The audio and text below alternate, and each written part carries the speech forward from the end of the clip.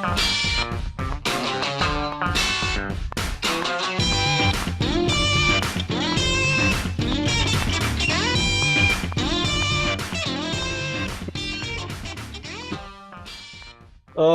I love seeing all these heads bopping along in the Wrecking Crew panel chat as we get to hear that tune from Peter Trulin. You know you're in for a treat when you hear that music because it's time for another week of the Rec Poker Podcast. I'm your host, Jim Reed, Blusterini in the home game and at Rec Poker Jim on the hellscape we call Twitter. And I have the best freaking job in the world talking poker with my friends here on the Strategy Forums edition of the podcast every Monday night while we steal each other chips in the free nightly home game. Now, I should mention we're brought to you by Running Aces, the official sponsor of the Rec Poker Podcast. They're located less than an hour north of the Twin Cities in the beautiful state of Minnesota. You can find out more about them at runaces.com. Most of what we do here is free. We're a largely volunteer-based organization, so we really depend on support from our sponsors and from our premium members who take part in our training material and study opportunities for only $22 a month. Now, you can always sign up for free. We have so many fantastic free resources here in our Rec Poker community. All it takes to join is an email address and a smile, although we do insist on both. But you can always get your first month of Rec Poker premium membership for $5 by using the code RecPoker at checkout. And if $22 a month feels like a lot for you, I trust me, the value is there. We have a bunch of amazing content and study opportunities worth well more than $22. But if $22 is a lot, and if even $5 is going to move the needle for you on a monthly basis, I just want to remind you that you can support your local food bank by making a donation of any amount. And if you email us the proof of that donation, we'll give you a free month of premium membership at Rec Poker as a way to say thanks for supporting your local food bank. So there's lots of ways to get involved here for free or for spending as little as $1. Now, they let me host the show on Mondays, but I'm just one man, and it takes a group, a gang, a crew to make all the magic happen here at Rec Poker. We call this group of wizards the Wrecking Crew. And if you want to learn more about me or the rest of the crew, you can go to rec.poker/crew, or you can just listen up. You're going to meet a few of them right here tonight on the air. I'm Kim Kilroy. I'm PetThat33 on social platforms, Fergie56 in the home game. And I run a hand history review group on the second Wednesday of the month when I'm in town. And we're going to do one of those hand history reviews tonight, I hope. All right. Hi, I'm Marcus Yang, and once a month, the first Thursday of the month, I'm having office hours where we talk about hands in tournaments. And I'm Rob Washam. You can find me as Rabman50 just about everywhere. And on the first and third Wednesdays of every month, I host a book study group. Come and join us as we talk about the best poker books in the world. That's right. So as you can see, just a few Wrecking Crew members here in the booth tonight. Everyone has their own kind of area of strength, their own area of contribution to the poker world and to our premium membership here at Rec Poker. I happen to think that the three we've got tonight they offer some fantastic value. Rob's book study is probably our longest running premium membership offering.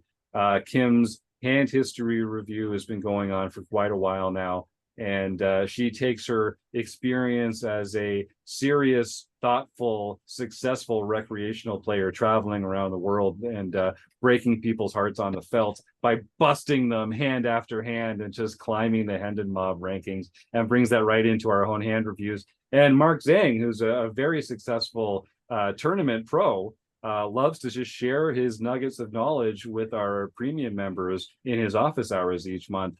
I think it might be the highest value minute per minute of a lot of our study groups here, Mark. I'm always so impressed at how you cut right to the crux of what is important about the hand. What are the important factors? What are the ways that players tend to screw up spots like this? And I always learn something when I'm in Mark's office hours. So I hope folks, if you're on the fence, come check us out. Like I said at the top, get an account for free, but get that first month for $5 and dip a toe in. I think you're going to find some very valuable resources for recreational poker players. Now, Kim, you're talking about a hand tonight that you played in the World Series of Poker in a bracelet event. Speaking of having a great life, traveling the world. So fill us in a little bit on this one. Yeah, it was in the Super Seniors. Oh, the what? No way. It was in the redacted WSOP bracelet event in June of 2024. All Yeah. right, got it. So, this is day 2 of the Super Seniors. It's a 1K event. We had well over 3,000 runners in this event. We're in day 2 and we've already passed the bubble and we're into the money, but we're not yet far enough into the money where the pay jumps are significant. We've got long, like 50 players making the same amount of money, and then it jumps up $100 or something. So it's really nominal right now. So in my opinion, there's not a lot of ICM pressure right now. I went into day 2 in one of the top 100 in chip stacks, and I built it over the bubble so that I've almost doubled what I went in with. I have about 280,000 at 2,000, 4,000 blinds. I think that's about 70 big blinds, something like that. I'm going to talk about the second hand. The first hand is just a quick cooler, but it may have been affecting the way I thought about the next hand. So I raise with pocket 10s. There's 2 callers. The big blind shoves 20 big blinds. I reshove because everybody's has a lot less than I have. Everyone folds. Big blind has 8s. I have pocket 10s. Hits the 8 on the flop. Blah, blah, blah. I lose 20 big blinds. So now I'm down to about 50 big blinds. So I take that hit, but I'm still one of the chip leaders on the table when this hand comes up. So I am in, and it's not very long after that this hand comes up. So I'm in middle position. I raise to, I have ace 10 offsuit. I raise to 8K. I get called by the button and the big blind. So I get 2 callers. So there's about 30K in the pot right now. The flop comes 10 of spades, 9 of spades, 3 of hearts. The big blind checks. I think I bet about, I can't remember exactly because I'm really bad and I tell people they shouldn't do this. I didn't write the hand down. Shame on you, Kim. Yeah, I know, right. really bad. It happens But to the best of I us. think I bet right. about 10K. I bet about a third pot, I think. Okay. And the button shoves, overbet shoves for 92,000, which I think is about 23 big blinds or something. And she had been fairly active making these big overbet shoves, saying she needed to double up or go out because she wanted to get into the Poker News championship, and it was nearing the end of the late registration period. So she'd been quite verbal about it. The big blind folds, and I'm sitting there with top pair, top kicker, with straws on the board and trying to decide whether to call off this enormous part of my stack. If I win this hand, I'm winning 300 and something thousand. I'm like well dominating the table. I can really run over the table. I feel I have I feel I have a skill edge on most of the players that were at the table at this time. If I don't take it, then I still have 40 something big blinds. So I still have a reasonable stack, but now I'm sort of, there's other people with around the same stack sizes too. So I thought for a long time about it. I really, and then I just decided there's not a lot of ICM pressure now. I think that this person is probably on a draw. I'm going to call here. So I call, and sure enough, they flip over king 4 of spades. Okay. So they have 1 over, and the flush draw and the spade comes on the river. Right. And I go down to 20 big blinds. So it's really not like, I'm not trying to tell a bad beat story or anything, but I really want opinion on whether this is a spot that I should be taking at this point. Whether I should be, am I saying that, pay jumps aren't big, so I'm taking the spot to try and get a commanding stack so I can run to final table with it? Or am I just making excuses for a call that I shouldn't have made? Because we're really probably flipping, and I may even be behind if they have a flush draw and a straight draw and two overs. Like, I don't know. There's all kinds of things they could have there. Yeah, if But I they've got just like I didn't feel like there was any chance that they were on a set right. or something that was already made, just from the way they played and the fact that this was like an overbet on the pot. So any I mean, I Yeah. hung in for a little longer, but then I went out and I didn't never made the big deep run that I wanted to make. So I just want to take about like, do you take those spots? I mean, should those be spots you're taking? Should I be considering my future skill edge and turning down these spots? I know in our last forums discussion, we were talking about maybe turning down some spots, marginal spots where when we think we have a skill edge over the field. Yeah, I'm always kind of torn on that because you also there's that kind of at war with the concept of future game simulation where you're like, if I do get a big stack here and I'm the kind of player that knows how to use it, then that's actually also, you know, valuable for me. I think maybe you have to be like further along in the tournament for that to be more valuable. But I'm curious what Mark and Rob have to think about this. I've got a couple questions of my own, but without further information, Mark or Rob, what would you do in Kim's spot here, or what else would you want to know, or what else might influence your decision about whether to call or not to call? Let's just isolate it down to that spot. Everything's played as it is. We made the C bet, and we're facing this shove from the button. Okay, I can Rob start. or Mark? Yeah, I'll jump in, Mark. Okay. Yeah, so speaking of like that last session we were talking about skipping edges, that's a typical spot where I just hate the spot because I don't want to flip. Like it was like 23 big blinds ish. I can do so much more with 20-ish big blinds, like because I know in which nodes they are overfolding, and in which nodes they are overcalling. So I could do so much more with it, right? With less variance. The second thing that I was thinking of, and I'm not sure that if recreational player actually know the answer, is when we bet and button shoves, how much equity do we have against that range? Like, what's the guess? So if we had to assign a range to that player, yeah, you know, like yeah, it just sounds a range. Go ahead. It sounds like it's going to be a lot based on Kim's breakdown. I was guessing it was player going to be 50-50, to be honest.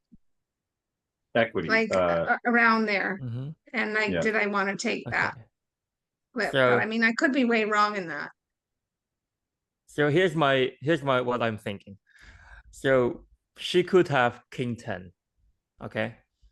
Like she could have even queen 10, maybe. Like maybe let's say the best case she has queen 10, which is like the bottom of her value hands, and then she has some king 10s, she has some ace 10s, then she might as well have some jacks if she doesn't 3-bet it pre-flop. Maybe she has like 50% of the time jacks. And then she has some queen jacks, king jacks, and then she has some king 4s with the flush draws and ace 4s, ace 5s. I think that's a pretty accurate range. Plus, like, maybe she has some flop 2 pairs. You said she wouldn't have sex. Sure, why not? Let's just remove half of the set combo she might have, and because you even block top set. And I don't think she would shove top set. I mean, some people do. People do weird stuff all the time. So against that range, I had seen her shove draws already, and that was her sort of MO. That she played value differently than she shoved played draws. So you would bet everything you have that you would never play top 2 like that. Like you would hold your hand in the fire for that. Like you're so sure. Like Well, 10 she might have 9. top Well, two, but yeah. probably there's only three. Okay. There's only two combinations of top Right. two. So, Yeah. you know, Okay. it's And she wouldn't play jacks like that, you said. Oh, no, she would have three bet jacks. She was trying to be really okay. aggressive when she was in a hand. I mean, yeah, if we narrow the range down to that, I think we have about 50-60%, like between 50 and 60% equity. If we take the combos in that we lose to, I think we have like 40 or 35. So I think that's important to assign the actual range, because you're talking about should we take the spot, and the first thing I'm thinking about, how much equity do we have against that range, because it's not going to be ace deuce offsuit. Right. So I think that's the first thing that I would think about. And then the second would be like, yeah, how much equity do we have, and do we want to take the spot? I also want to mention that I think, given your assumptions about the player, I probably would have called it sucks, but like once you bet and you get shoved on, your hand is worth too much pot share for me to give it up. Like, you're giving up too much skill edge by giving up the pot. So I think you, like, in my eyes, you played the hand fine. The only thing like that I want to say something about is you misplayed your range on the flop, but you played your hand well. Yep. Okay. Rob, did you have something on that? Yeah, I was just gonna say that based on her read of the opponent, I would call this all day long. For one thing, to her point, to Kim's point, if she does win that, she has a huge chip advantage. She should have enough equity, according to what Mark was talking about, and as far as the ranges, the equities I think are going to be very close to 50-50. So it has to be a call. Also knowing that even if you lose this hand, you're still going to be sitting there with 20 some big blinds. And I don't know about you guys, but I feel pretty comfortable in a tournament with 20 big blinds. I think there's still a lot of playability there. And obviously you could get hit by a bad beat like what happened here. And one of the things that I've always told myself, since I tried to become more realistic about poker, is that, hey, if I knew that that was the hand that she had, would I have called? Well, obviously, of course, you're going to do that 100% of the time. So making the evaluation of where her range is, which included mostly draws, according to Kim's read of the player and how she was playing up to that point, then yeah, it's a call all day long. I don't have a problem with it at all. I think Kim thought about the right things throughout throughout her thought process of what types of hands is she going to have here? Is she going to have hands that have me dominated? No, she's going to have hands that have draws to win. Almost any two cards are going to have draws to win against top pair, top kicker, especially when that top pair is a 10. So Right. if she has kings, any king, any queen, any jack, any ace, well, not the ace because you have the ace, but any of those other cards are potentially going to win.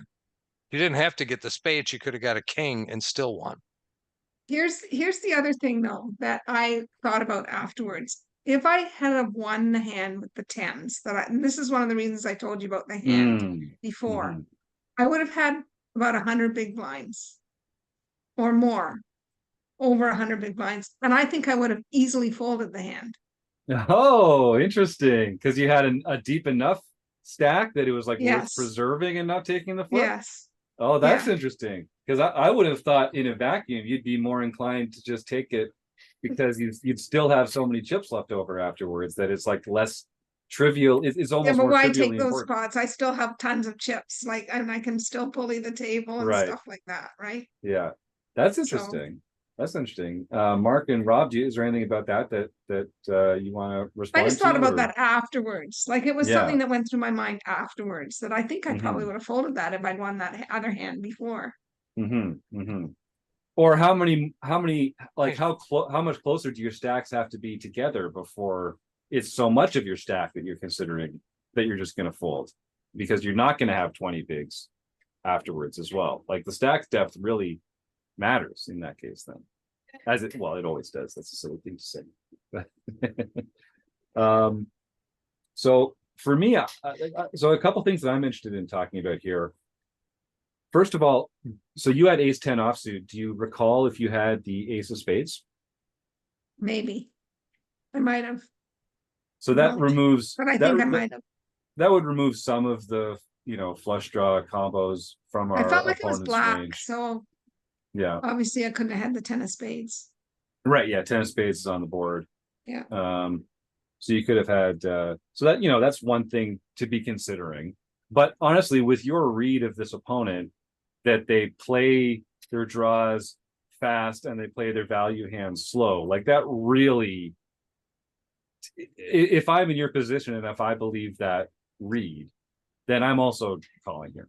Like, Right. In fact, I might even think to myself, this is one of those spots that I've been turning down all these spots for, because this is where I get to express my skill edge, because I can say about this opponent, they're coming in light, they're pushing a lot of equity, but not a lot of showdown value here. That's how they play these hands. And so this is like the spot for me to get it in with a made hand. That, because when we're thinking about like preserving our skill edge for later spots, it's never going to be spots that are 90-10. Like you don't get 90-10 spots, in poker. So the question is just like, how good a spot are you waiting to get into? And if it's when, a bluffy player overbets and they only ever overbets with draws, and I've got that beat, unless they turned over exactly queen jack of spades, like I'd be pretty comfortable getting it in here. I think I make the call as well. Mhm. What do you guys think when someone makes these verbal declarations like, oh, I got, I'm just here to double up or go home? Are they always telling the truth? Like I don't see that as it's not clear to me that that's actually their game plan. But Yeah, but she was continuously looking at her phone and texting her friend Oh, to see yeah. how much time she had left to register, and like letting the table know how long there was to register for the tournament. And So that's a I- lot of work for a facade, I guess, is what you're Yeah, saying. I agree there. I think there are times where somebody will say, well, I guess it's my turn to go home, and they go all in and they turn over aces, right? Yes. Um, Yes. But in this case, it sounds like the opponent was continually doing this, not just for that hand, but Yeah. she had been doing it over and over to the point where it was very obvious that she wanted to either make a ton of chips or go enter this other tournament. Yeah. I can So- tell you, she made a ton of chips. When I busted, she had a masses. When our table broke shortly after that, and when I left the tournament, when I busted, she had a massive chip stack. So she didn't get to play in the Poker News Cup.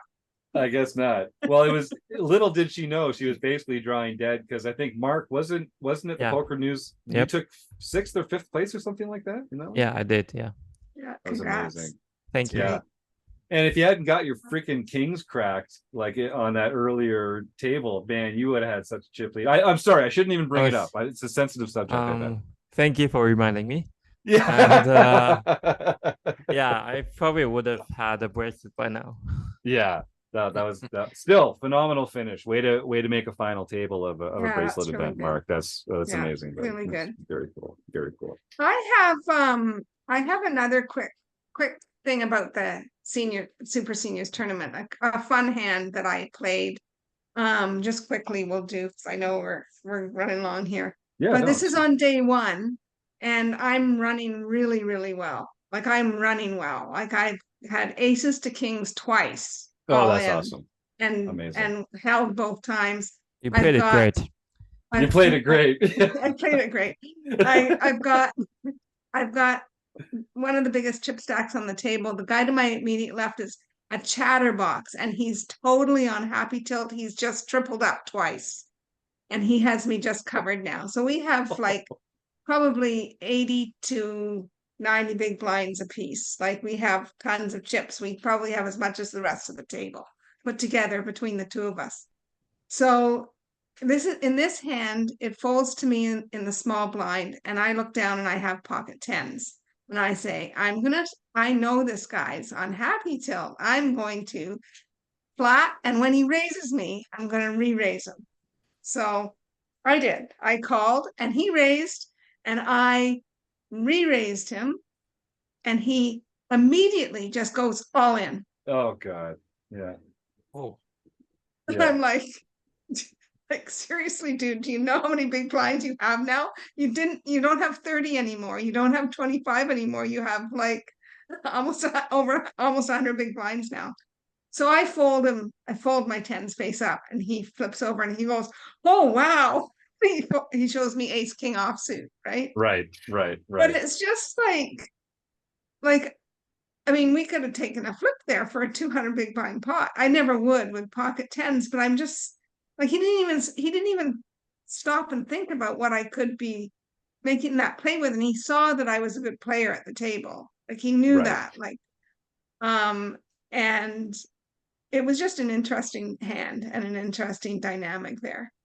In that exact spot, what's the worst hand that you are calling against a player? Because like part of why you targeted him for this play was this happy tilt, and that he's going to be he's not going to be very. He's going to go all in. I thought. No, I just thought he was going to raise me for sure with almost anything if I limp. Right. I just thought he was just going to raise with anything. Yeah. So. Yeah. And that re-raising range is obviously a lot stronger. Have you thought about what would be the worst hands that you would call with in that spot? Or I mean, that's a tough one. I mean, I'm like, I don't know. Yeah, that's you don't have to know right now. Maybe Rob, aces. Maybe aces. Yeah. aces and Rob, kings, maybe Mark, aces and kings. Kings are a definite maybe. It's like I don't want to. Like honestly, we had so many chips between the two of us. There was no reason to do something so stupid like that at that point in the tournament. He's never doing it with worse than 2 overs, right? Like he's just like never the end doing of day it. one, and this is yeah, towards the end of day one. So he's not doing it with like pocket nines. He's not doing it with like ace 9 of hearts. Like you're always up against an overpair or 2 had pretty much what I thought he would have there, or maybe jacks. He might have done it with jacks because I limped, right? And he just thinks that he's going to blow me off. He said, "Whoa, I never thought you were that strong." Whoa, he was all scared that he almost got into this flip with this beautiful new stack he just dragged in, right? So I don't know whether I think I played it fine. Like I think he definitely overplayed his hand. Right. Because I could have done that with aces, right? Oh yeah. It was interesting. It was just funny. It was definitely happy tilt. He was on. He goes, I love that. I was chatting about it. He goes, I love that you call it happy tilt. That's a real thing. That's exactly what I was doing. Yeah, I guess sometimes it's like we set these traps and they spring them on us. It was an interesting hand. I wasn't willing to take a flip for that much though. Right.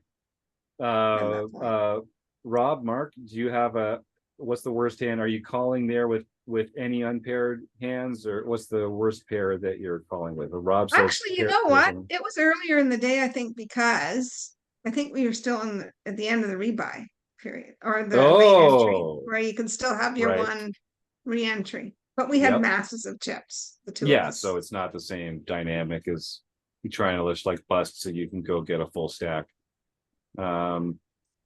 I'm going to put the guys on the spot here a little bit, or you can just pass. But Rob, what's the worst hand you're calling with there? Kings. Kings. Yeah. Mark, what about you? How low do you go? I think queens and maybe ace king suited. Yeah. I was thinking queens in my mind when we were going through it. I mean, if you're putting them on queens, kings, aces, and ace king, queens are kind of functionally the same as some of those like jacks and tens. Like it's you against over pairs and two overs. So you're kind of taking the same odds. So you'd have to think he was like shoving some ace queen or worse. I really don't queens to be think he more was profitable. actually thinking about how many chips he actually had and No. how many chips I actually had Yeah. when he did it. Well, that's the thing. Like at the end of day 2 of the main, I was in a spot where I had just tripled up at another table, and I was at a new table with like an hour to go in the night, and I looked down at aces, and I open. I know Mark's like, all this guy, this recreational guy, sits in the main. He gets pocket aces, pocket kings, trip queens. All he got just making hands all over the place. This guy's Mark's a much better player. He's struggling, just like, let's try and ring some EV at a jack 9 suited on the button. But no, so I had aces. I opened from early position. A guy across the table 3-bets me, and I'm like, oh baby, this sounds great. So I 4-bet, and he just shoves. And I don't think he didn't realize how deep we were, because he had stacks. He was like the chip leader at the table. He'd been used to running the table, and I had just shown up, and I guess I had some little baby avocados hiding in the back of the stack there, so he didn't quite appreciate the size of the stack. So he got it in with kings against me, and I held, and all of a sudden now going into day 4, I've got like a ton of chips here. But he said afterwards, he's like, I didn't know how many chips were at play there. And I think I would have played it differently if I'd like just taken the time to look more closely at the stacks. So that's something that absolutely does happen. And especially when you've won a bunch of hands and like you're used to, like you're playing with weird chips that you weren't playing with before. Like there was a point later in the tournament for me where I'd like made a bunch of hands in the last half hour, and I honestly did not know how many chips were in front of me. It was like, it's like 2 point something million. I don't know.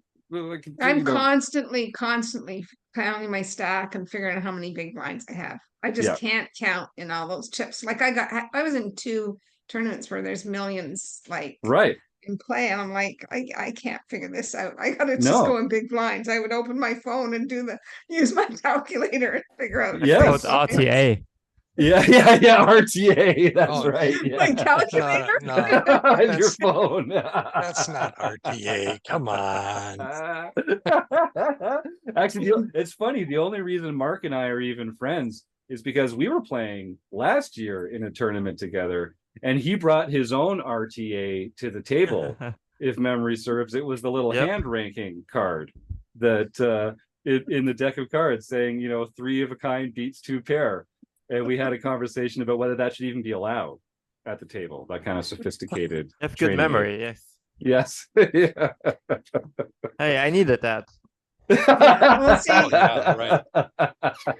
That's the problem with being on all these study things. You're just always thinking in big blinds and not. Yes. I don't play in chips. I mean, it's so hard to play in chips. Yeah, especially like I'm used to playing online more, so I have to. Yeah, me too. Yeah, no, and so I literally I'll make stacks of like, this is what 10 big blinds is. This is what 20 big blinds is. That's with my a good chips. idea. Yeah, because then just visually I can look at it, and it also helps me size up other players' stacks as well. Like, so if we're in a deeper portion of the tournament, I'll just have 20 big blinds right next to my main stack, and I'm like, I know that's 20 big blinds. And when the blinds go up, I just change the size of the stack, so now it's 20 big blinds at the new blind level, and I never am that disconnected from my total. That's a good way to do it. I should do that too. Yeah, that's a good way to do it. I mean, I sometimes ask people what their stack is. Then I get my calculator out. Yeah. See how many big blinds they have. Another thing that came up on day 5, we were getting real tense at the table. Like, the pay jumps were getting bigger. and there was a relatively inexperienced player who had come to the table, and he wanted to know how many chips I had in my stack before he made his decision. And so he was like, "Oh, how many chips do you have?" And I, like they were all in stacks of 20, and I made sure that he could see all the big chips. And I, there's my chips. And he's like, "No, but count it out. How much is it?" You And I don't was need like, to. "Sorry, buddy. These chips are not in the middle right now. They're over here. They're my property. They're displayed. Use your brain and your eyes and count them. And that's how you get this information. If they're in the pot, you can ask for a count. Like if they're in the middle and they're in the middle, now you can ask the dealer to break them out and get a count. But while they're over here, that's on you." I thought there was a rule change where you could get a count of someone's stack because of people that have difficulty seeing to the end of the table and visual problems. I thought that there was, but I could be wrong. I don't know. I mean, that makes sense to me, and I would like to be more welcoming of those players. But yeah, it was my understanding at the time that it was just like, it's available. Yeah, I don't think you should like you're supposed to disclose your stack size. I think if somebody would be the dealer, like, but not you, like you just yeah. No, I mean the dealer would have the dealer would have to say how much it was. Yeah. Right. Yeah, but it's not on you. Like when you are saying how much you have, you're helping him, right? Right. Even and you might be wrong too. And then what? Right? Like I have about like 3 million. Yeah, right. Yeah. Nope, I lied. Oh, I guess I made a math error. So yeah. That part of it's just like protecting yourself. But all that to say, people don't always know what's in their stack or what's in your stack. But even what's in their own stack, people don't always know. And so it's definitely even beyond that, they don't know why it matters. Right. No, yes. So a lot of times there, you see somebody ask how much do you have behind or whatever, and you're thinking, what difference does it make? He's got 5 times as many chips as you. Just look at the size of the stacks. So what is, I don't understand what the question is.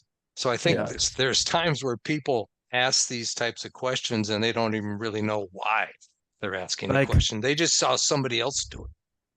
Like I had a spot where somebody who had more chips than me shipped, like it was an open race and somebody shipped over the top and I had less than both, but I wanted to know how many big ones he shipped it for, because I could figure out what his shoving range looked like.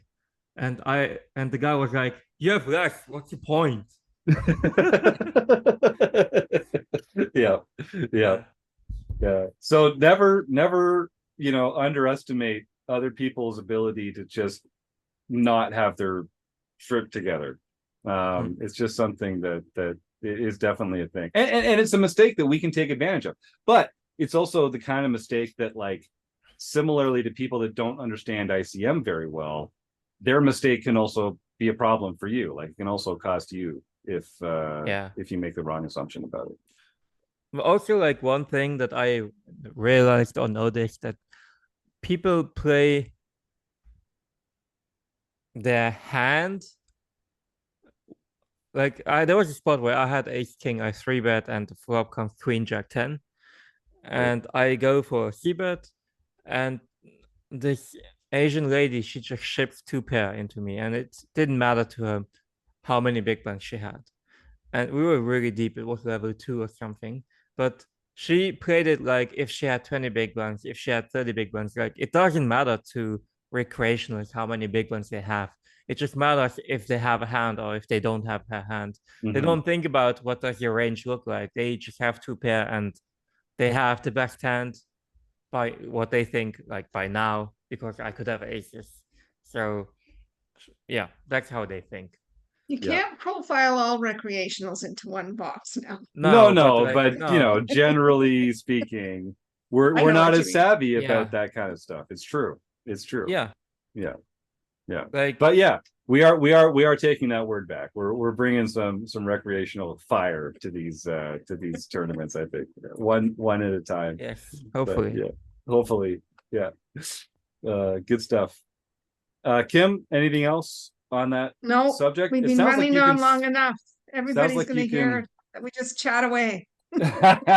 This is part of the fun here at Rec Poker. I mean, we're just a fun group of people to come join and talk poker with. I know when premium members join, I meet all our premium members one-on-one over Zoom to sort of walk them through the organization and sort of help them realize what their leaks are and the ways that we can help them best. And the one thing that new members tell me more than anything else where they join, I ask them like, why'd you join? And mostly they say, I've got a great friend group. I've got a great support group. I'm happy. I've got lots of people in my life that I love and that love me, but I don't have a lot of people that I can talk to about poker. My friends aren't serious about poker like I am. I post in forums every once in a while, but like I don't feel like I have people that I can talk to about poker. And like, man, that's what we're all about here at Rec Poker. Come and find people like you, maybe even more fun, and talk poker with them and like learn together and help each other get better. So yeah, this is such a great group, and I'm so proud to be a part of it. And these forums editions are just a great way to scratch that itch. I have more fun doing these than I do a lot of other things I do this week. So thank you, Kim. That was a great prompt for All us right, today. thanks for your input, guys. Yeah. All right. Well, Kim Kilroy, Rob Washam, Mark Zhang, 3 Wrecking Crew members. Again, I'll mention it. If you go to rec.poker/coaching, you can find all sorts of opportunities to work with some of these wizards directly and get even more input and insight from their experienced play over the years. And or just come and join Rec Poker for free.